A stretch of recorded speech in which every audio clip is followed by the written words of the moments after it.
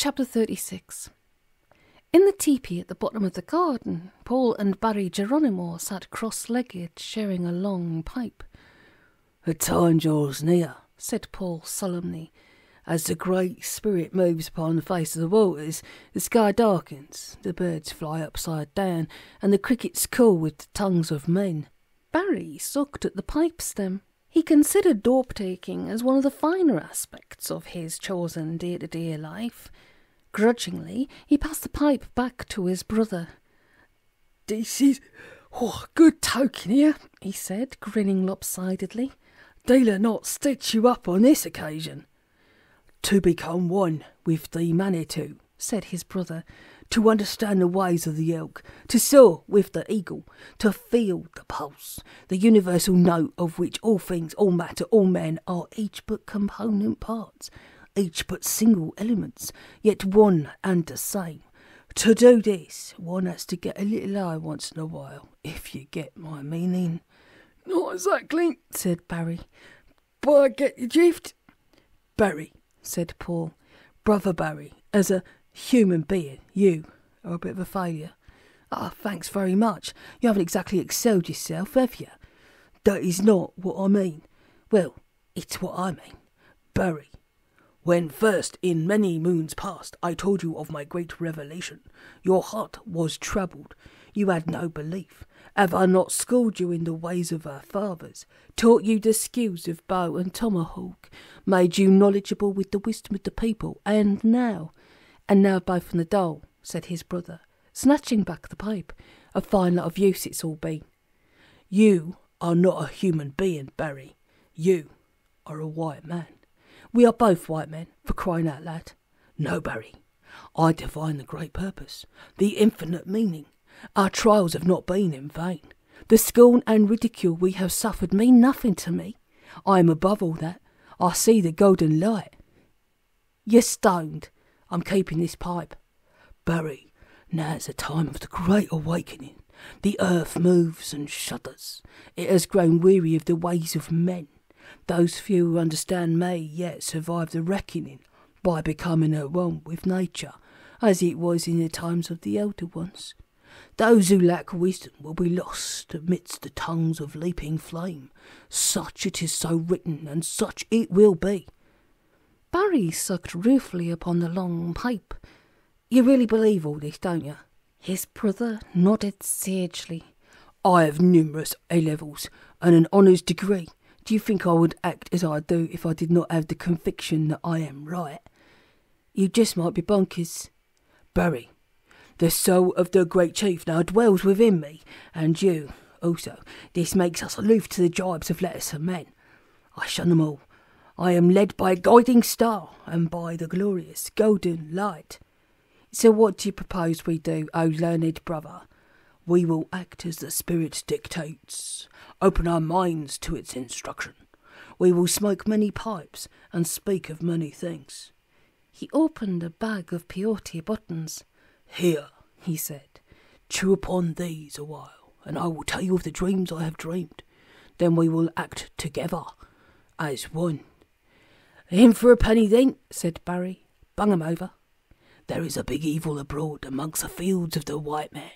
It overshadows us, darkens the sky. I sense it. We must combat it." "All right," said Barry, "but I'll hang on to the pipe for now, in case these magic mushrooms turn out to be the 10 bob a pound variety from Tesco's."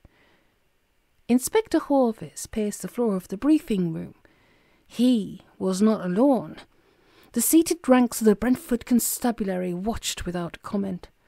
Presently, the grey detective halted and turned to face them.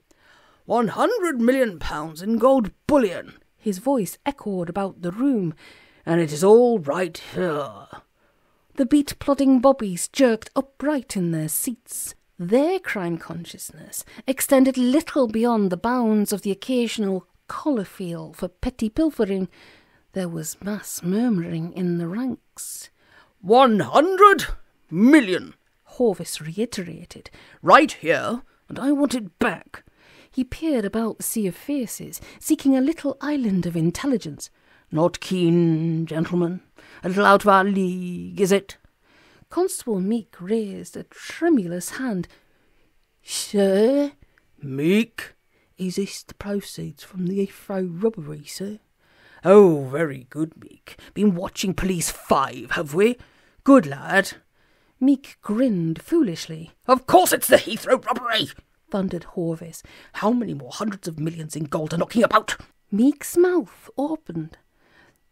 The question was rhetorical, said Horvis. If you have an answer, I do not wish to hear it. But the gold is really in Brentford, sir? Right here. Gosh, sir. Officer. Inspector Horvis gestured towards a constable who stood to his rear before a large draped easel. The constable drew away the drape with a flourish, and a chorus of oohs and ahs filled the metropolitan air. Exposed to the mass gaze was none other than old TQ17NE, the Ordnance Survey map of the borough.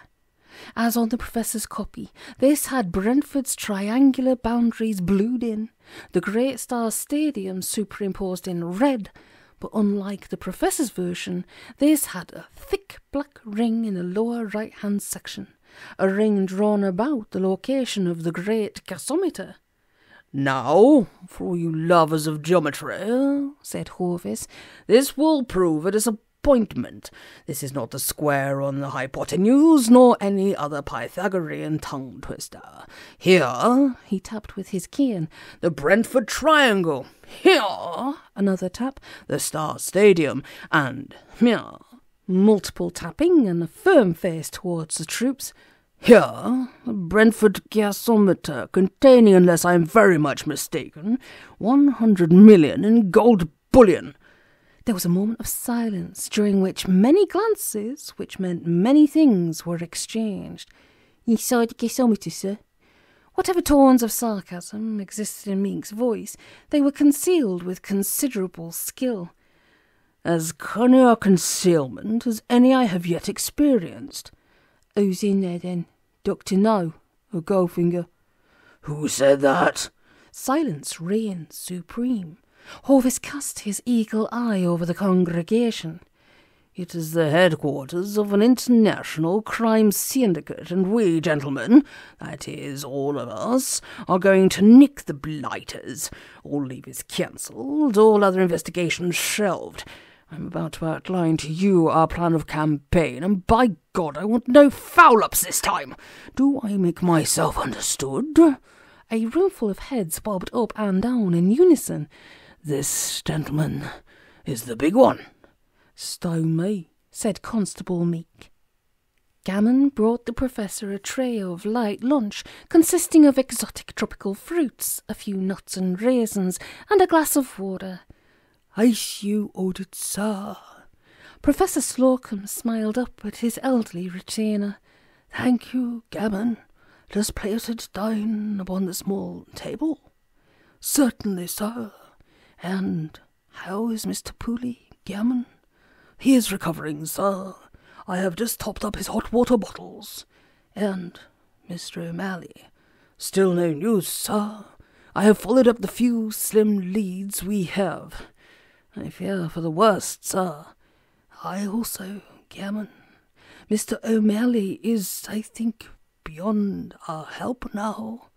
That is very sad, sir. Shall I inform Mr. Pooley? No, Gammon, I will do so. All in good time. Very good, sir. Thank you, Gammon. Thank you, sir.